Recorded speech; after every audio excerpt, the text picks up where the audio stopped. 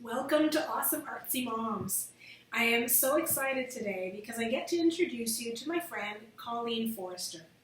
Colleen is the owner of Natural Guild Body Products, but she is so much more than that, and I can't wait to get started.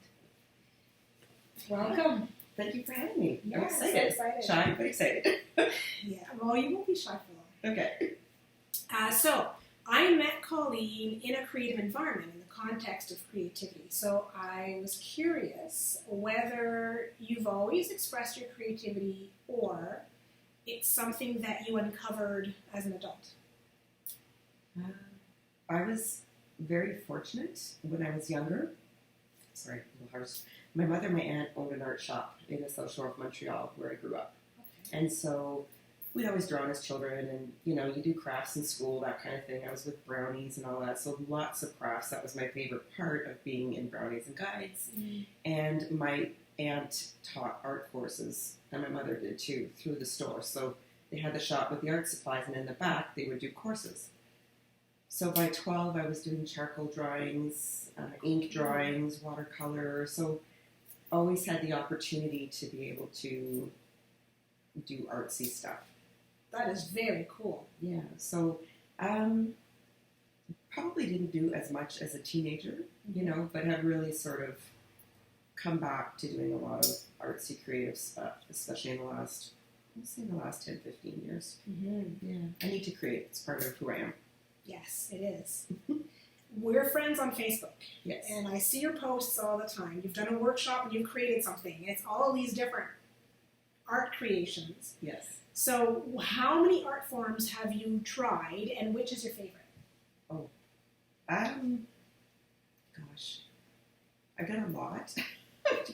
I really, right now, other than, doing my soaps and that, really delving into the native part of my heritage. Mm-hmm. So I recently did a drum making workshop, Mm-hmm. and it was fantastic because it wasn't just making the drum, it was learning the cultural significance for the whole, and it was a good long workshop. It was probably a 4 or 5 hour workshop. Wow. So it was really good and quite popular. It was packed, and so I like doing the handicraft stuff. I'm not much one lately to sit down and draw or paint or anything like that. More handicraft is the best way to describe it. Making things with my hands. Yeah. Get in there and get dirty. What made you decide to start creating soaps? I took a soap making workshop with my mother. I'm going to say probably 4 or 5 years ago. Wow. Up in North Lanark with a Wild Rose Homestead. Mm. And it was Anita. It's actually, funny enough, it was a friend's cousin. But I'd seen it advertised on Facebook. So it was a blustery winter day in January, like snowing really hard. And here we are driving out to North Lanark, which this far was a beautiful drive. We're coming from Spencerville. So we get there, and what was really fun is we got to meet the goats. It was a goat's milk workshop. Okay. So we got to meet the goats that the milk came from. Okay. So they were both Nubians and Alpines. And then we sat in this 110-year-old farmhouse making the soap. Wow. And so we did what was called cold process, which is what I do for my soaps, except for the shampoo bars. So basically what you do is the oils were already done for us. You partition them off. So you make your lye solution with the goat's milk. The lye is in the solution only to give the saponification chemical process to make it into soap. And then it's neutralized and it's basically gone. And so you add that to your oils and then any fragrance or whatever that you want to add. And then you stick blend it until it gets to a consistency of custard, basically. And then you pour it into your molds or your container and you let it cure for 4 to 8 weeks. And that's why it's called cold process. Okay. So you did that in a workshop. Loved it. Yeah. Had a blast. And I honestly just took it out of interest's sake. It was something I wanted to learn about and try. And I much prefer making and using my own soaps as opposed to buying the commercial brands, only because my skin is sensitive, so it reacts to the commercial stuff, whereas it doesn't react to the goat's milk soaps. Just happenstance, and then people are like, oh, you should sell your soaps. Okay. so it's fun. It's fun. I enjoy it. I can tell you enjoy it. Yeah. You've recently become Wiccan, Yes. and so I was wondering what role that played in your choice of ingredients, because I know you're really like no preservatives, and so what role did that play in you choosing your ingredients and in where you want to sell your products as well? I had started the soap making business before I really sort of figured out that Wiccan was something I was drawn to. Mm-hmm. But what I find lately is it marries nicely with the Wiccan practice. Very much about the earth elements, that kind of thing. I like to kind of joke that my business is kind of like a hippie granola vibe, only because I tried to keep it as natural as possible, hence the name Nature Guild. So I try to use essential oils where possible. Fragrance oils are used if there's a scent that I can't get in essential oil, or for instance, something like sandalwood, which I love, is astronomically priced as an essential oil. It's crazy how expensive it is. So just not feasible for making soaps to spend the money for the essential oil, sandal oil. So I'll use sandalwood rather, I'll use the fragrance oil. So I don't add any colorants. The only other additives I'll add are like maybe some lavender buds to a lavender soap, or I just recently made some sage soap.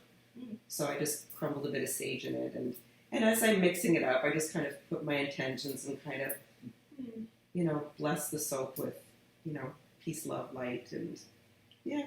Cool. Yeah.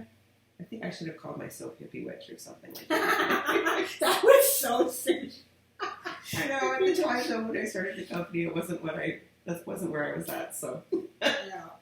You can always rename it later on. I could rebrand. So I am familiar with this here, which is the shampoo bar. It smells amazing. I know it because my husband sells it at his shop, Spa Garage. This is where we are right now. We're at his salon, and I use it. And every client who buys it, I always say, it smells like tiramisu. And then they each get something different. Like, oh, it reminds me of an apple strudel, or cinnamon. So we all have like these different reactions, but we all think the same thing. I want to eat this. Yes. Because this smells so good. So tell us about your different products and the scents that you use in your products as well. So the shampoo bar is a hot process soap. So hot process is basically you cook it in a slow cooker on high. So what I do is basically the same process as the cold process. Melt your oils, get everything ready, melt your butters. The shampoo bar has a lot of different oils in it for their properties, and it's got mango butter, it's got all sorts of stuff, so all natural stuff.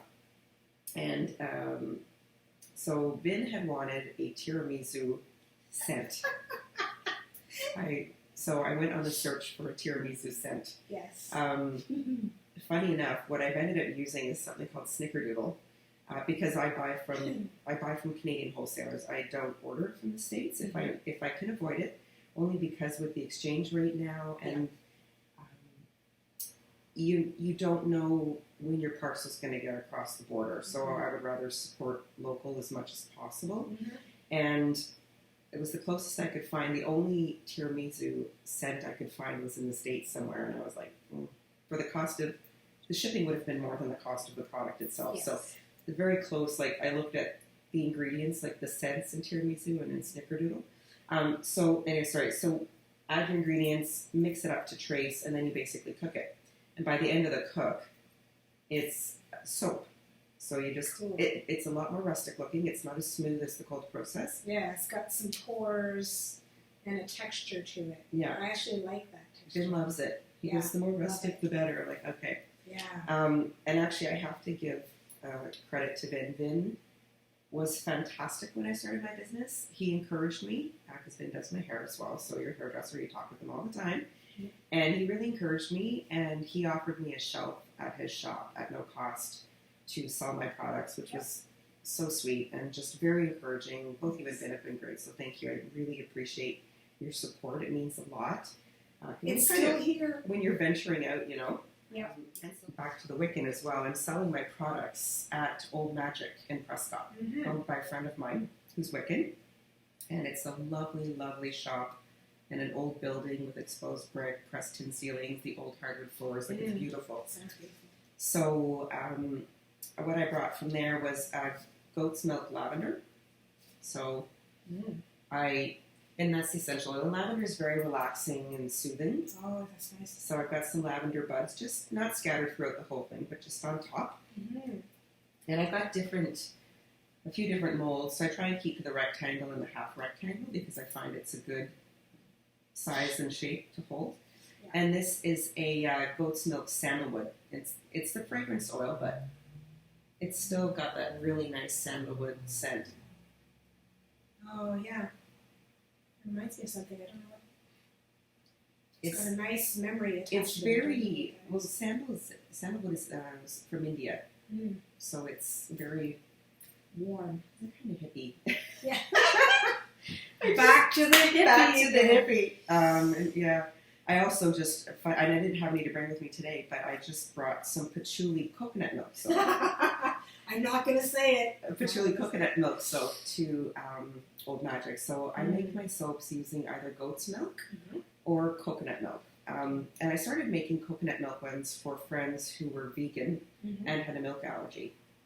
Okay. So that way you don't have to worry about any animal Doesn't or come from a goat. it doesn't. And there's no milk products if you have a milk allergy. I would have thought it would have been okay in a soap, but apparently, I guess some people it's anything, a topical application.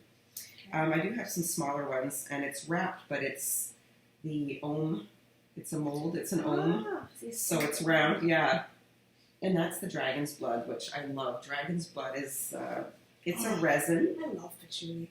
It's a resin, and it's so that's the fragrance oil. Nice. And so it's funny. It actually colors the soap naturally. It makes the soap sort of a reddish brown, like a cinnabar type color. And I brought, I also make, and this is sort of, I made this for my mother for Mother's Day one year. I didn't know what to get her, so I made her something. So it's a coconut oil sugar scrub for the hands, and it's got grapefruit essential oil in it. And I gotta tell you, it's fantastic. I had one initially. Isn't it great? And we've used the kids and I. It's nice, eh? You need what I really like, it's a little goes a long way. Like you really don't need lots, just a little bit, and the sugar's gentle, it exfoliates the dry skin, wash it off with a bit of warm water and soap. And then the hand balm, it's a gardener's hand balm, but it's coconut oil, olive oil, shea butter, coconut oil, shea butter, a bit of vitamin E, and the grapefruit essential oil. And again, a little goes a long way. So I've got these gift sets for $20 at Old Magic. Nice. And they make a nice gift for, a teacher, a parent, a friend, whatever. Yourself. So I have it's not so cute at home. I have like the bigger jars that just, Yes. Yeah. So, and I like that you know what's going into it. You're making it. When you're giving a gift that's homemade to someone, you want to give it and it's been made with love. Yes. So I always try and put a little bit of that in it and everything. Yeah. Yeah. That's great. I love your stuff. Thank you. That's fantastic. Thank you. And I remember using that when you were just starting out. Yeah. And it's fantastic. Oh, good. I love hearing customer testimonials. That's awesome. Yeah. Well, you want to know that what you're making is working and people are happy with it and they like it, because if not, then you've got to kind of revisit and tweak. Okay, so what went wrong? Yeah, or maybe this is a scent that I don't put out to a shop anymore. I might like it, but maybe someone else doesn't. So and I do unscented, of course, too, for people who don't. Not every. Yeah, I mean, even if they're essential oils, they might, and they're not. Nothing is heavily perfumed or very strong. I always put in sort of a medium note of the essential oil because it can be overpowering, especially when you use fragrance oils because they're quite strong. They're pure. Yeah, so I like to use just enough to get a scent, but not knock you out when you smell it. So you have this strong, smart, beautiful daughter.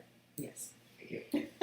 How has motherhood impacted your creativity?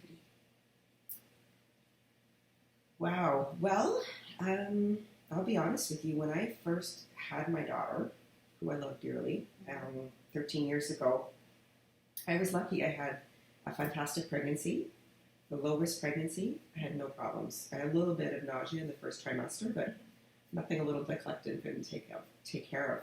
I actually had her at home with midwives, which was a phenomenal experience. Yes. And really nice for her too. She was born into a house of love. Like everybody was there. My parents were there. My sister was there. My nephew, who was 3 months old, was there. My cats were there. So, you know, like my mom, I was in a split level, so I'm upstairs laboring and doing what I need to do. And my mother had brought over like platters of sandwiches and veggies and dip and drinks like for the midwives. And so they were all having a party on the main level. And I'm upstairs laboring and having a baby. And it was a hot, hot July day, and I remember I didn't eat anything because by the time I got up, it was all lower back labor, and I was not hungry, but you need your energy when you're giving birth, right? Yes. So anyways, I loved becoming a mother. I wanted to be a mother for a very long time. Unfortunately, what I didn't realize at the time was that I had postpartum depression, and I was depressed actually for quite a long time, probably close to 5 years. Really? Yeah, and it makes me really sad, especially when I look at her baby pictures. Thank God her father took a lot of photos, because it was kind of like you're in wool. You're kind of like in this fog, and so I wasn't very creative at all for a very long period of time. And I think actually that like it didn't help for me. Being creative is very cathartic. One thing I've learned about myself and at the age that I'm at is that my soul needs to create, right? And there's a variety of ways people can create, whether it's cooking, sculpting, carpentry, whatever, right? Like there's so many ways people can create, and I think it's integral for your soul and happiness to create. So I've definitely gotten more creative over the years. Yeah. But I liked doing arts and crafts with her when she was younger too. You know, Yes. kids love to. She was super creative. Thanks, yeah. I try and nourish that in her, so, yeah. I was just thinking about your soaps and her trying and smelling and, being a part of all of it as well. Oh, yeah, she loves to make, like for Christmas this year, she's saying she's making everybody gifts. Cool. Yeah. Yeah, they're the best. Well, I told her, I said, this year I really, I like Christmas. I've always liked Christmas, but I don't like what Christmas has become. Yes. Right? And I like the pagan Wiccan holiday of Yule. And what they do is, and again, very new to all this, but basically they make one gift per person. Right? So when you're making a gift, it doesn't have to be perfect. It's the fact that you're making them something and it's made with love and the intention. Yeah. So I'm thinking I'm going to make some. Well, I don't want to say it on here in case my mom and my sister are watching, but Tell us, what are you going to make? And my aunt. So I'm going to make not my aunt, sorry, my sister-in-law. So I'll be making some gifts for them. Probably baking for my brother and father because baking always is a good gift for them. So yes. Yeah. They'll appreciate it, and it will go fast. I think so. Always. So yeah, there's a bunch of new ideas I want to try to make for the business. Still have a hard time kind of wrapping my head that it's a business, which I need to do more. But I'd like to make like a whipped body butter or a lotion, and maybe a foot scrub.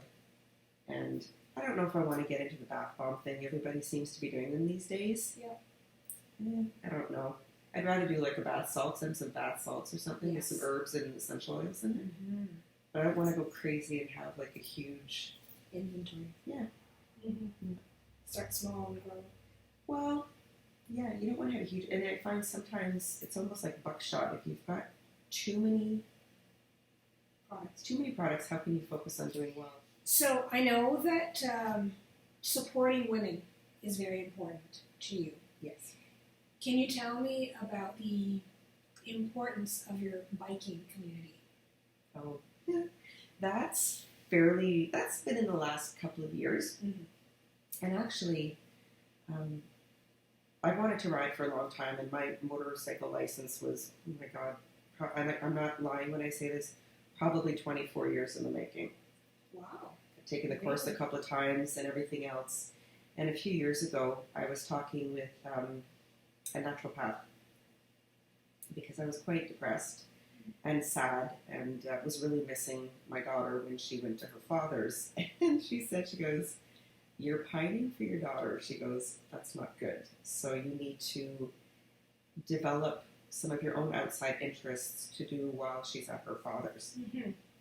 Okay. So speaking with the same friends, a different cousin who was in the biking community, she told me about a couple of female riding groups. Mm-hmm. And so I contacted them. And so the one that sort of resonated with me more is the Chrome Divas. And so great group of women, a real sisterhood, have a wonderful time. Like, we socialize year round. Mm-hmm. And I did a lot more riding this year, and I got my M license finally. Yay. Yeah, than what I have done in the last few years. So, yeah, so it's really great. And, you know, like, if a female friend has a business, Mm-hmm. I will promote it, and, you know, as much as I can Mm-hmm. within my own circle. Yes. You've been great for me, just liking and sharing my stuff. Well, you know, honestly, like, it doesn't cost me any effort to like someone's posts and share them or tell someone about, you know, the same token, like, I promote Vin all the time. He's a great hairstylist. Yeah. And he's local. Mm-hmm. And I think, you know, like, if you're local, then I think you should try him. So I promote him. So one way I'll sort of give back to helping women a bit, as much, you know, is I actually donate quite a few gift packages to auctions for cat rescues. Yes, very involved. For shelters or that kind of thing. So, Mm-hmm. yeah, I donate like a scrub, a balm, and a soap, and I wrap it up for them. I mean, it's not huge, but it's something for them to auction off, and Mm-hmm. people always seem to be very happy to get it, and they like the product. So, Yes. yeah, And try good to give back promotion. as much as I can. Good promotion too, because once they try it and they enjoy it, then they can follow Yeah, up. hopefully they'll want to replenish it, you know. But Mm-hmm. and I like being able to give back and help. It makes me happy to do that. Yes. Yeah. So, for people watching this who want to buy your products or see your products, or, oh, I forgot to ask, you were talking about a workshop, that you had these soaps at a workshop and you were going to bring in whatever extra soaps you had. What kind of workshops are you doing, and what's the ideal setting for your workshops? Okay, so I don't actually do workshops on making soaps or anything. Mm-hmm. With my guides, I'm a Pathfinder leader, Mm-hmm. volunteer. We're actually going to be making some of the simpler Recipes. couple of things, yeah, for gifts, probably for them to give for Christmas. But the workshops I do are at Old Magic, and I bring soaps in there to sell. But I do what's called the Book of Shadows workshop Okay. at Sherry's store in Prescott, Old Magic. And that all came about because poor Sherry, I was picking her brain one day. I'm like, so what is this Book of Shadows I've been reading about? Like, you know. And I Googled a lot. You know, I mean, and there's a plethora of information out there. But, you know, Sherry's been practicing a long time, and I respect her, and she's a friend. And I'm one of those people I would rather talk to somebody to learn about something as opposed to always going online. Mm-hmm. So I do Book of Shadows workshops because Sherry said, well, the best way is for you to make your own. Because Okay. even if it's just two pieces of cardboard slapped together, Mm-hmm. the whole thing is your energy and your intention is in it. Okay. Like, all right, because there are beautiful books of shadows you can buy out there, but they're pricey, which is fine if you know, for me, I'd rather just go old school and, you know, so after a lengthy, somewhat frustrating process, I made my Book of Shadows and learned quite a bit along the way. I suggested to Sherry, because Sherry offers a lot of different classes and workshops, which was great. Yeah. I said, you should do one on Book of Shadows for people. She goes, well, why don't you teach it? Me? Yeah. All right. So did my research, put together a handout.